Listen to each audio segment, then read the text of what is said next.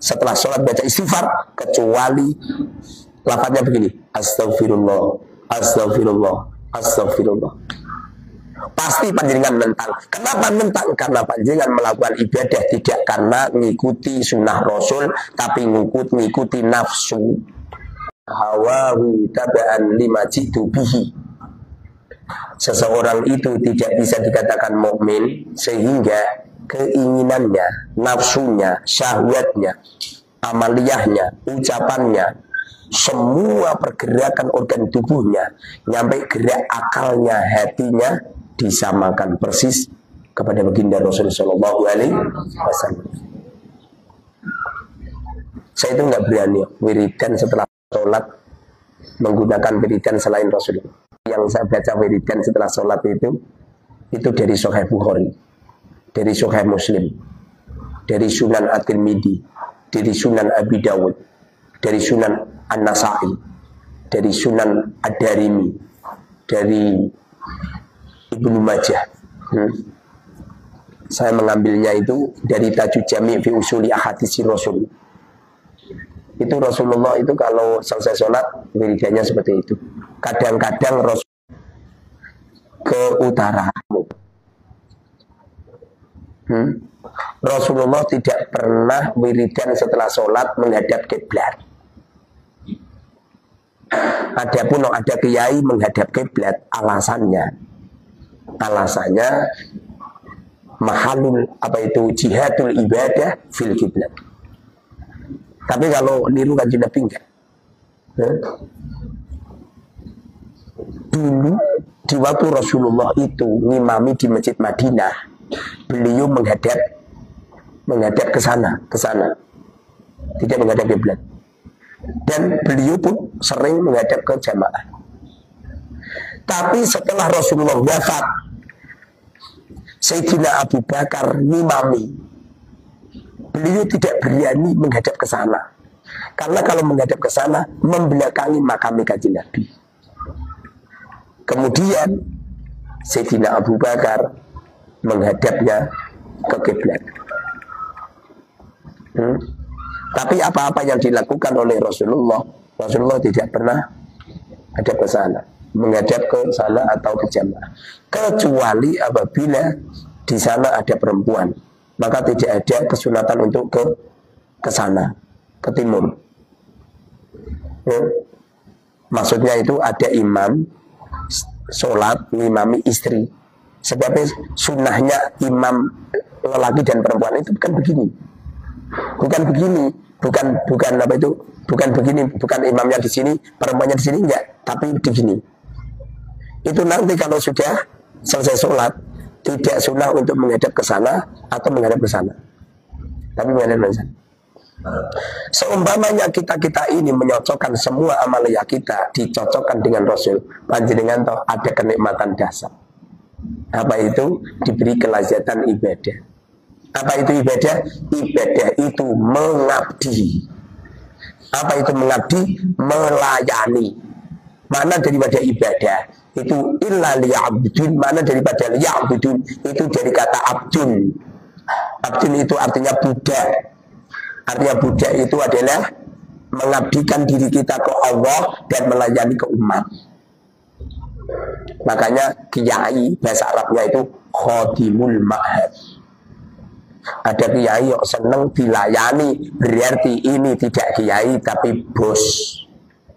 Kalau benar-benar kiai tidak mau dilayani dan tidak mau minta pijet, dengerin gitu. Carikan satu hadis Rasulullah dipijetin sahabat. Carikan, ngono ono atau tak jaluk pijet terus aku. Carikan satu saja. Kenapa seperti itu? Rasulullah itu karakternya tidak mau dilayani. Tidak pernah Rasulullah makan kecuali bejananya dicuci sendiri.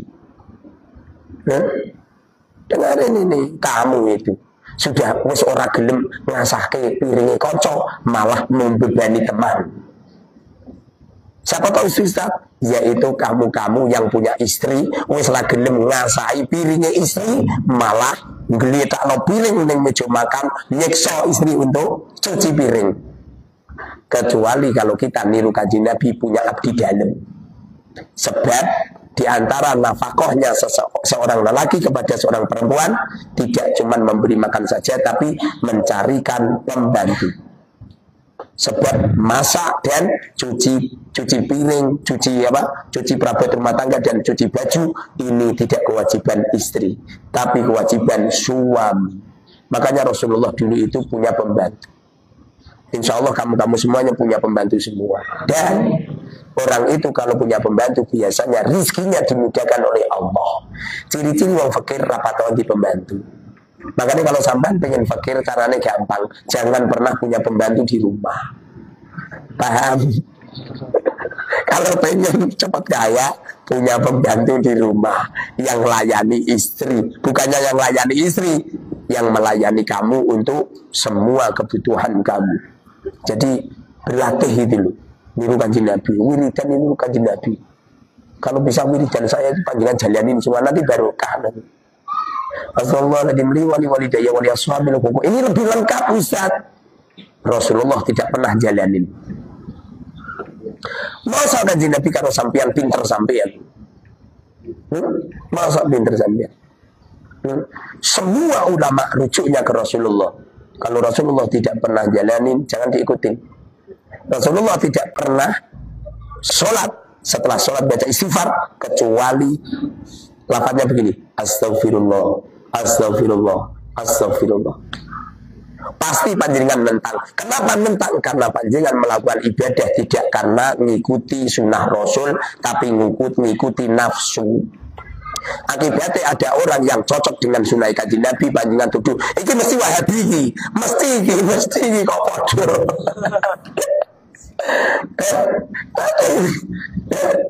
Wahabi. Jadi kalau ada orang cocok dengan aturan Kanjeng Nabi, Wahabi walaupun orangnya NU.